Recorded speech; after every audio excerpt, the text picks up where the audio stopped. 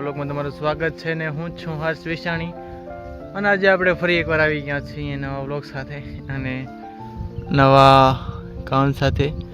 આજે આપણે રાયડમ પાણી વાળવાનું છે. પછી આપણી બાઇક અને આપણે અહીંયા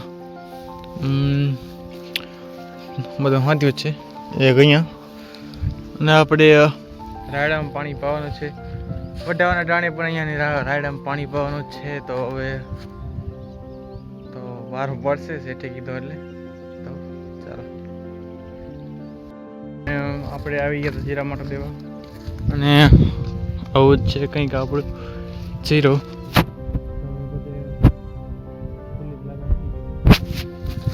જલ્દી વટાવશે પણ હવે કેદી વટાવી કંઈ ખબર નથી પણ વટાવશે નીંદણે થઈ ગયો પાછા પાછા ડોગા દેખાય એ પણ આપણે લેવા જોશે. બાકી હું છે જીરો હજી સુધી આમાં ક્યાંય બગાડતો નથી. હવે હારે હાર આવી જાય તો બસ.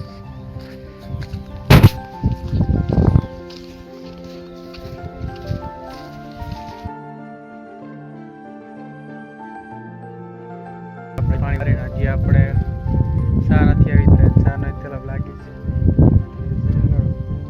અને પણ એકવાર તમે રાયડો દેખાડો જો આ બધો પડી ગયો હા અને પાણી પાવાનું નહોતું પણ આ બીજી ફેર આપણે જે આવું ગયો ને એના કારણે આપણે પાણી પાવું પડે કે આપણે પાણી પાવાનું નહોતું. આ જો આ બધું ફેરથી ઘેર આ પાંચ એકડમાં હે ને આપણે બધા થઈ ગયો હા બધા સુઈ ગયો એટલે પાંચ એકડમાં આપણે પાણી વારવું જોઈએ. આ જો જાણે પડ્યા બધા અમને પાંગરે જ છે તો કંઈક આ વાલ છે ખેતરનો આ જોઈ ક્યારે પીએ હવે. ચાલો તો વાગ્યા છે આપણે 6:30 ને આપણે જઈશું બાઇક લઈ અને ઘરે જઈ અને પાણી તો ચાલુ જ છે કારણ કે ટેટું હાલે બે ઢારકા મૂક્યો હોય. 2 ઢારકામાં હવે ક્યારે પી રહે અને આ છે આપણે કંઈક રોડ વચ્ચે ઊભો રહી અને શૂટિંગ કરવાનું અને 1.5 કલાક પછી આપણે શેઠિયાને ફોન કરશું કે પાણી બંધ કરી નાખ.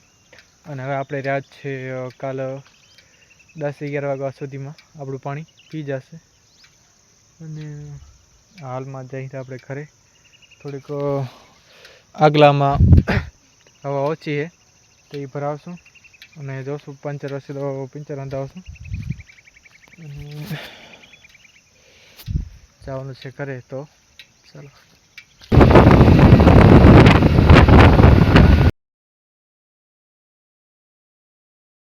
બ્લોગ જોવા માટે લાઈક અને સબસ્ક્રાઈબ બનાવજો. હવે બીજા બ્લોગમાં